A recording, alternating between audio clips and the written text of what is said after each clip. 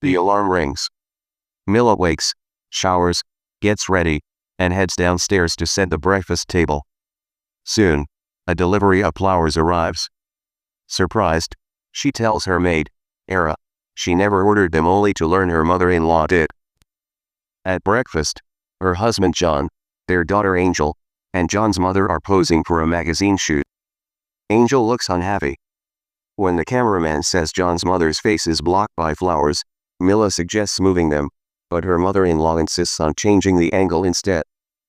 During an interview, John shares they first met in church and he instantly knew Milla was the one. He credits all his success to his mother's support. Later, Milla removes her shoes. Her feet are bleeding. She hears strange noises, steps out barefoot, and cuts her foot on glass. The next morning at 4 a.m., Milla wakes again.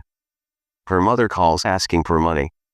When Milla reminds her it's only the 4th of the month, she says it's an emergency. Milla agrees to speak to John, but he refuses, worried his mother will be upset. In the kitchen, Milla finds her mother-in-law's request for beef wasn't fulfilled. Era explains it could raise her cholesterol, so Milla switches to chicken. At lunch, Milla mentions arranging flowers, a designer, and a makeup artist for her mother-in-law's birthday. Her mother-in-law insists on handling the makeup herself. John sides with her. When she tastes the food and dislikes it, she throws it aside. Angel calls her grandmother a drama queen and storms off. John's mother blames Milla for not teaching Angel proper manners. Milla enters her daughter Angel's room and finds her on her phone. She asks to see it and discovers Angel had posted a video of a handbag she made. Instead of praising the bag, people on social media leave cruel comments about Angel's look. Milla reads them but simply tells Angel the bag is beautiful and asks if she can have it. Angel then shows her a picture suggested by her grandmother, an idea for plastic surgery. Milla is shocked, but Angel insists it's just surgery and would make her look beautiful. She says she wants to feel good about herself. Milla confronts her mother-in-law, saying Angel is too young for such a procedure. Her mother-in-law shows her nasty online comments claiming Angel isn't part of their family and is adopted. She dismisses the surgery as no big deal and says it will fix everything. Milla starts feeling suffocated, retreats to her room, and scratches her neck until it bleeds. She cleans the wound in the bathroom.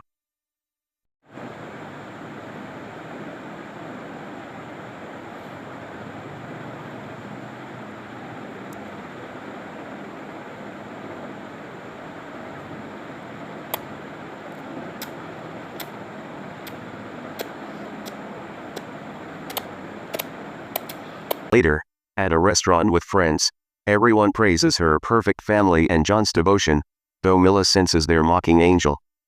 She feels the same itch on her neck, scratches it uncontrollably, and grows more uncomfortable when John arrives with a friend and her friends fawn over him. John notices her collar soaked in blood and calls her name loudly. She rushes to the bathroom, sees blood spreading in the sink, and suddenly all the mirrors shatter. In one, she sees a little girl with a bloodied, glass-shattered face. She screams. John and his friend run in, but the sink is clean. And the doctor's tests come back normal. He asks about allergies, diet changes, or new pets none apply. He concludes it's severe stress. Milla insists she isn't stressed, but the doctor reassures her and prescribes medication. John asks if she'll be fine before his mother's upcoming birthday. The doctor says she should recover soon and not to worry. Milla searches Google for skin rashes. The next morning, she oversleeps. Era wakes her at 8 a.m. Milla rushes to get ready and goes downstairs, where her mother-in-law scolds her for making everyone wait, then calls her to sit with the birthday event organizer. Milla feels uncomfortable. Deep scratch marks are now visible on her neck, and she's desperate to itch them. She tries to excuse herself, but her mother-in-law grabs her hand. Milla says it's time for her medicine and leaves. After taking her pills, she suddenly vomits blood. When she regains consciousness, Angel, John, and her mother-in-law are at her bedside.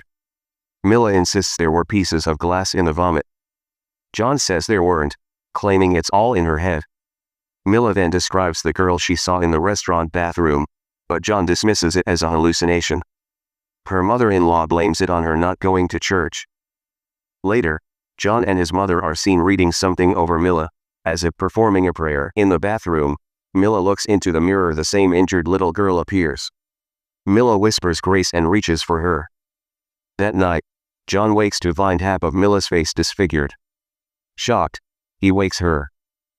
The next day at the table, John says the doctor found her reports clear, it's just stress. Her mother-in-law sarcastically asks if organizing the birthday party is stressing her, telling her to hire someone else. She adds that if it's about fulfilling her duties as a wife or managing the house, she must deal with it. Milla insists that's not the problem. Angel suggests seeing a psychologist, but her grandmother says Milla is simply ungrateful for all she's been given and that her misery is her own fault. Era brings soup, saying it was specially prepared for Milla. Milla doesn't want it, but her mother-in-law signals John to insist. John tells her to eat. She takes a spoonful, then stops. Her mother-in-law presses her to finish it, saying it's good for her skin and that she made it herself. Milla's face goes blank. She stares at her mother-in-law, then begins eating the soup aggressively, even drinking straight from the bowl before slamming it down and walking back to her room without a word. We see Era, Milla, and Angel sitting together in a room. Era is preparing medicine for Milla and tells Angel a story from childhood. Once, Angel's mother wanted a hairband, but her grandmother didn't give it to her. Angel's mother started crying loudly, asking why grandma never allowed Grace to feel beautiful. Hearing the name Grace, Milla is startled and asks Era, "Who is Grace? Please tell me." Era replies, "I am old now and say whatever comes to mind. Don't take my words seriously." But Milla insists, "That girl appears in my dreams." Then we see Milla at home searching through papers, documents, and photos. She finds an album, but her mother snatches it away, warning her that there is a serious misunderstanding. Milla presses on, saying, "You definitely know who Grace is." At that moment, John arrives and forcibly takes Milla back home. A few days later, Milla's mother visits her and embraces her, promising to fix everything. Next, we see a ritual being performed by a priest. Milla is submerged in water during the ceremony, and she drifts into a flashback. She sees the girl named Grace in a hospital, her face bandaged, being cared for lovingly by her mother. Milla suddenly wakes and calls out to her mother. Meanwhile, Angel is drying clothes in her mother's room when Milla's mother walks in and scolds them, demanding an apology from John and his mother for their behavior. She warns them that if they take these comforts from them, where will they go? Milla retorts that her mother is still worried only about them. The girl named Erica, makeup artist, enters the house and greets John. We see Erica officially working for John's mother. Angel sits beside her. Erica asks, "Where is your daughter-in-law?" John's mother says Milla is sick, so she won't join the party or any activities. Erica suggests making a TikTok video of Angel before and after makeup, which would get many likes, but Angel objects, saying it would be humiliating. Era enters the room with a tray. Erica recognizes her and says, "Era, didn't you recognize me? I am Erica, Grace's childhood friend." Era apologizes for not recognizing her and leaves the room. Erica tells John's mother, "Grace and I were childhood friends, and Era was always with Grace." John's mother retorts, "You have a misunderstanding. She is Milla's nanny, she always stayed with her." Next, we see Erica applying a beautiful makeup on Angel, who is delighted. Angel asks Erica if she knows Grace and if she can help her mother. Erica smiles and says yes. Then Erica goes to Milla's room. Milla asks, "Who is she?" Erica replies, "I am Erica. Didn't you recognize me?" She then gestures "I love you" with her hand. Milla recognizes her, and they share a hug. We flash back to their childhood when both Milla and Grace were young girls. Then the story returns to the present, where Milla asks Erica, "Will you help me?" Erica warmly replies, "Yes, I will help you." We see Milla entering her lawn, looking fresh. Ira's son is planting saplings there. Milla approaches and smiles as she looks at the flowers. She mentions that any flowers placed in her room wither quickly, to which Ira's son replies that it's not the flowers' fault, but the environment of the room. Milla then looks towards her room, standing still as she reflects on her life. She has been constantly busy making sure her family is fed on time, her mother-in-law stays healthy, and that her mother-in-law remains happy. Next, we see Erica taking out a photo album from a box and looking at an old childhood picture. We then flash back to the past, where Milla has bandages on her face. Erica asks her, "Do you really not remember anything about the accident?" Milla replies, "I don't remember anything." Erica says, "It's okay, but I'm glad you remember me." Later, Erica is helping John's mother try on dresses, with Angel also trying on clothes nearby. Erica tells John's mother, "Milla and I were childhood friends, but when we were 14, Milla and her mother left, and I haven't seen her since. So, I was surprised to see Era that day." Then we see Erica showing John an old childhood photo of herself and Milla, explaining that Milla used to be called Grace. She tells John that after an accident, Milla and her mother left their home and moved to the city, and since then, they never met again. John is seen confronting Milla's mother, asking why they lied to them and hid the truth that Milla was actually Grace, accusing them of using them. John's mother angrily tells Milla's mother to leave and never come back. Milla overhears everything and suddenly remembers everything. She recalls going to church with her mother. At that moment, some laborers are stealing a big mirror from a truck. Milla stops to look at her reflection, as many people called her ugly. Suddenly, the mirror breaks and falls on Milla, shattering into pieces and cutting her face deeply with glass shards. She is rushed to the hospital for surgery. Later, in a hospital room, Milla is unconscious. Era and Milla's mother talk, with Milla's mother telling Era not to worry as it's actually a good thing that Milla has no memory, it gives them an opportunity. Then, Milla's mother changes her name from Milla to Grace and cuts out all the ugly pictures from her childhood. After hearing all these things, Milla faints. Then John enters the room, blaming Milla and her mother for taking advantage of them and their well. He says, "We've supported your mother's expenses all this time and even got her home, but I only wanted honesty, truth, you failed to do so."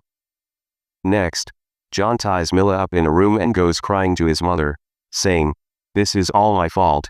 It happened because of me, but I will fix this." Later, Erica and John's mother have lunch together.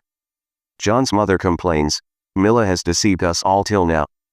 She asks Erica, "Why haven't you married yet?" Erica says, "I have responsibility for my younger siblings. Until they go to college, I can't get married." It seems this is her mother's plan that Erica and John should marry. Then John's mother tells Erica to take lunch to Milla's room and Erica asks, "Can I come along?" Erica carries a tray with lunch into Milla's room. Milla looks at the food and drops it. Erica is smiling but starts cleaning the mess from the floor. Milla asks, "Do you enjoy doing this? Why are you doing this to me?" Milla then takes Erica's hand to help her up and leads her to her wardrobe, giving her the best dress and helping her get ready. She says, "You look perfect." Next, Erica goes to the party wearing Milla's clothes and jewelry. She approaches John, but he ignores her. Then she goes to John's mother, who is taking pictures with her friends. They ask Erica to join them. Then, Milla appears, dressed beautifully. She pushes people aside and walks forward just as John is about to cut the cake with his mother. Milla arrives, congratulates John's mother and says she's here for the celebration. Suddenly, she snatches the knife from John's hand and stabs it into the cake. John gets angry, but his mother stops him. Next, John forcefully drags Milla into a room, while people record many videos of her. Then we see Erica going to John's mother to console her. John's mother says, "This is all my fault. Because of me, I couldn't hold the family together. But I will fix everything." Then we see John going live on social media. He apologizes to everyone and explains that Milla has psychological problems, but it's not a serious issue. He asks for everyone's support, saying she's getting treatment and will recover soon. Erica arrives and comforts him. After that, we see Milla, Era, and Era's son sitting together. Era says her son is returning to his village because he has work there. Milla says she wants to go with him. She tells Era, "I realized I don't belong here. Living in this house, I wasted my time. I should go where I truly belong." Then she goes to her daughter Angel's room and tells her she's leaving the house forever because she doesn't feel comfortable here and can't even breathe here. She wants freedom. Angel understands her situation and allows her to go. Milla says, "You should come with me. I will take care of you." Angel replies, "Mom, your life is yours, and my life is mine. I have seen everything here since childhood. I have no problem here, and I want to stay." Next, we see Milla preparing to leave, but her mother stops her. She tries to convince her, saying, "Where are you going? You will ruin everything. I will never let you go. First, apologize to John and his mother." Milla grabs a pair of scissors and starts cutting herself, saying, "If you try to stop me, I will end my life." Her mother tries to take the scissors from her, and they start fighting. In the scuffle, Milla's mother who falls down. At that moment, Angel enters and tells her mother, "Mom, please leave. I will handle everything." Finally, we see Milla going slowly to the village where she was born and spent her childhood. Gradually, her face starts healing, and she appears happier, more satisfied, and more comfortable.